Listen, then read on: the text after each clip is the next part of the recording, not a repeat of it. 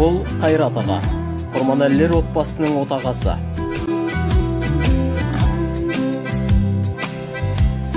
Бұл Үміт әпке, үйдің тірегіне айналған аяулы ана. Бұлар осы отбасының ұлдары. Қуандық, Қуаныш, Нұрдәулет және жалғыз қызы Айханым. Отбасының жалғыз келіні Рыскүл. Әзірге жалғыз келіні. Бұлар Қайрат ағаның немерелері.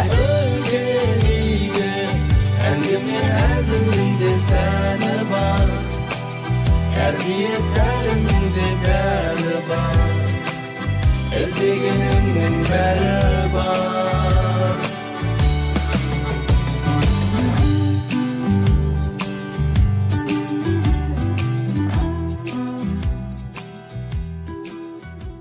Ата-анам арқа сүйерім, тілекшім қамқорым менің, бір туған іні қарындас, сендерді аңсап жүремін.